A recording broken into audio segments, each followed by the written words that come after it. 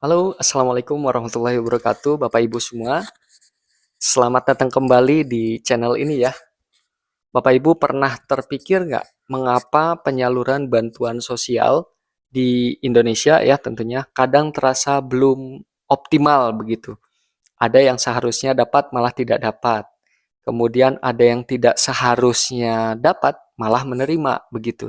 Nah, pemerintah kini punya gebrakan yang revolusioner nih dalam pengelolaan data sosial dan ekonomi, Bapak Ibu ya. Jadi di video kali ini kita akan membahas tuntas tentang DTSEN ya, Data Tunggal Sosial Ekonomi Nasional. Jadi apa itu DTSEN? Kenapa DTSEN ini jadi kunci masa depan bantuan sosial di Indonesia? Yuk Bapak Ibu, mari kita simak ya penjelasannya di video ini sampai akhir ya supaya kita mendapatkan informasi detail lengkap dan mudah-mudahan informasi ini bisa memberikan pengetahuan ya menambah wawasan kita terkait dengan eh, DTSEN ini ya. Jadi Bapak Ibu sekalian, pemerintah ya dalam hal ini menerapkan DTSEN ini bukan tidak ada tujuan ya, bukan tidak ada maksud begitu ya. Jadi DTSEN ini bukan sekedar database biasa ya Bapak Ibu. Bayangkan oleh Bapak Ibu ya sebuah otak pusat begitu ya yang super canggih, tempat semua informasi sosial dan ekonomi seluruh penduduk Indonesia itu terangkum dalam satu sistem data yang tentu saja benar-benar terintegrasi dan mudah-mudahan akurat ya. Intinya DTSEN adalah sistem data tunggal yang mana berbasis nomor induk ya, NIK ya, nomor induk kependudukan. Artinya setiap individu itu memiliki profil sosial ekonominya yang jelas, mulai dari kelompok yang paling membutuhkan seperti miskin ekstrim, miskin saja ya atau rentan miskin hingga kelompok masyarakat lainnya. Nah, ini bukan cuma data nama dan alamat, tapi juga kondisi ekonomi dan sosial mereka ya yang masuk dalam data tunggal sosial ekonomi nasional. Jadi dengan adanya DTSEN ini maka kita mempunyai gambaran secara utuh ya terkait dengan kondisi ekonomi dan sosial masyarakat ya.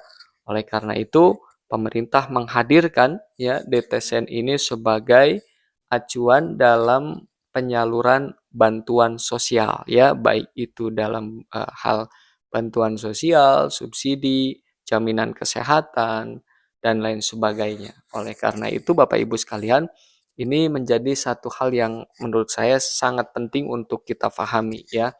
Jadi Bapak Ibu, kenapa sih DTSEN ini penting banget begitu ya dan bisa mengubah wajah penyaluran bantuan sosial di Indonesia. Nah, selama ini salah satu masalah klasik ya dalam penyaluran bantuan sosial adalah isu salah sasaran, begitu ya.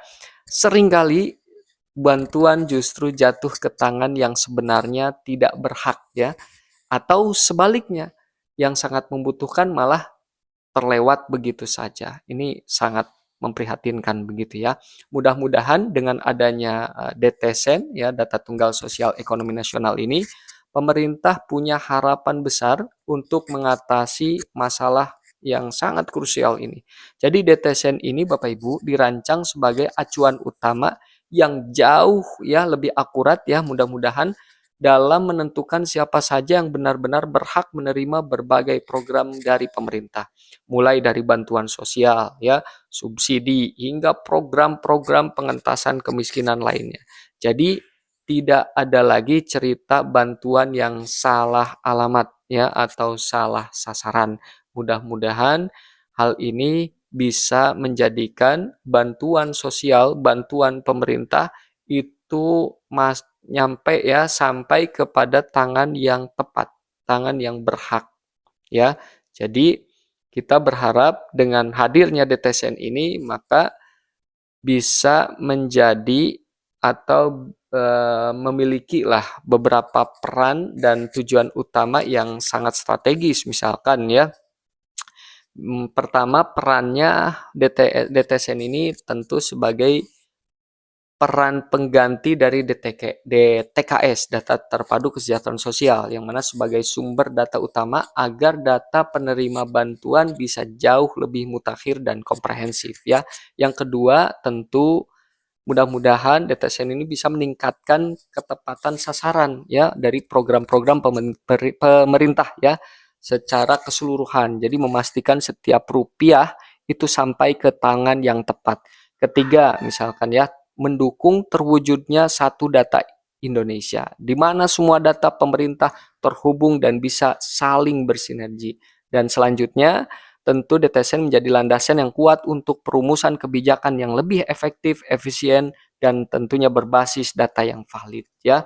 Dan selanjutnya, mudah-mudahan DTSN ini mendorong kolaborasi antar instansi pemerintah ya dalam pengelolaan dan pemanfaatan data, sehingga tidak ada lagi ego sektoral dalam urusan data ya, sehingga data DTSN ini hadir mengintegrasikan ya, menselaraskan ya, instansi-instansi yang ada di pemerintahan, sehingga datanya menjadi satu ya, melebur dalam satu sistem, yaitu yang disebut dengan data tunggal sosial ekonomi nasional atau DTSN. Begitu Bapak Ibu ya. Nah, kemudian Bapak Ibu mungkin bertanya-tanya ya kaitan dengan DTSN ini gitu ya. Banyak lah ya, masih banyak di antara kita. Bagaimana sih DTSN ini sebetulnya bekerja di balik layar begitu ya. Jadi Bapak Ibu, ini perlu juga saya sampaikan ya, perlu saya informasikan kepada kita semua bahwa DTSN ini adalah hasil dari proses penggabungan pemadanan, kemudian validasi berbagai data yang sudah ada sebelumnya. Jadi sumber-sumber data utamanya meliputi DTKS yang sudah kita kenal ya, lalu data P3KE atau juga Regsosek begitu ya. Dan jadi tiga data ini yang menjadi dasar terbentuknya DTSN tadi ya, sehingga tiga data ini melebur menjadi satu yakni DTSN.